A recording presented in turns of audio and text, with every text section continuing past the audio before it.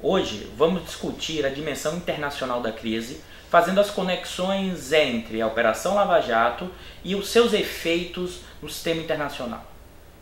Mas antes de mostrar essa relação, é importante entender o que é sistema internacional, entender como se dão as relações entre empresas internacionais e seus estados e como esse poder é projetado na arena internacional.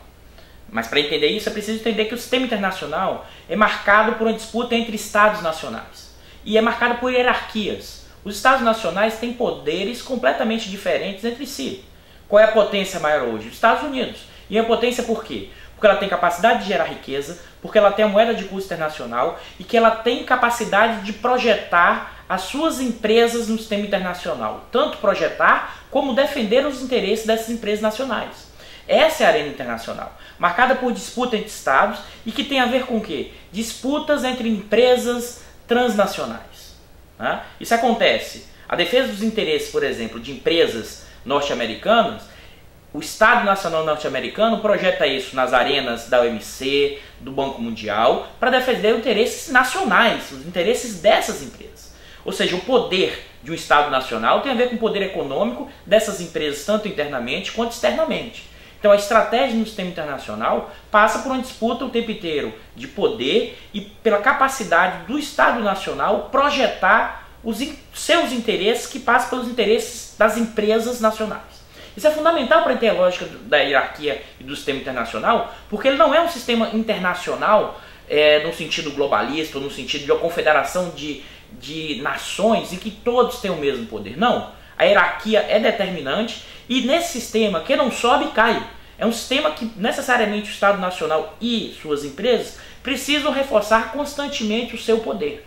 Ou seja, o mundo corporativo, o mundo das relações políticas e econômicas na arena internacional é marcada por uma concorrência virulenta, por formas de deslocamento, por atuação inclusive militares e bélicas para abrir espaço para capitais nacionais específicos. A guerra, por exemplo, do Iraque é exemplo clássico disso, como significou inclusive a abertura de novas fronteiras para empresas norte-americanas de petróleo e de outras áreas, em uma região e que essas empresas iam perdendo espaço. Ou seja, esse elemento do poder político e do poder econômico e dos interesses nacionais tem que ser levado em conta para qualquer análise do sistema internacional.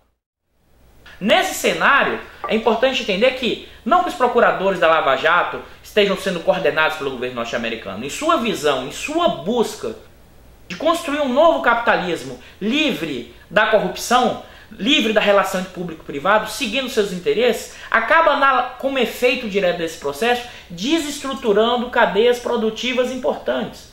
Não se quer dizer aqui que não se deva criar melhores instrumentos da conexão ou de gestão entre o interesse público e privado, criar instituições melhores, mas não dá para criar instituições melhores destruindo o setor que é tão fundamental para um projeto de desenvolvimento nacional. Ou seja, como se você estivesse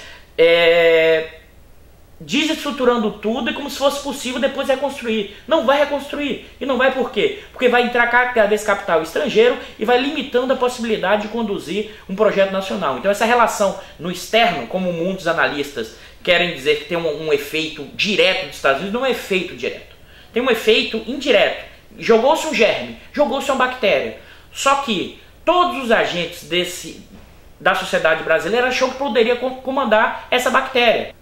Achou que poderia direcionar essa bactéria para os seus interesses, que seja partidário, que seja no processo de acumulação, que seja para vencer o seu inimigo. Só que essa bactéria foi ganhando uma força cada vez maior e seu caminho para gerar um capitalismo sem os laços patrimonialistas vai destruindo institucionalmente processos, vai desestruturando instituições e vai desestruturando mercados, vai desestruturando empresas e setores e que são fundamentais para pensar qualquer projeto nacional e autônomo.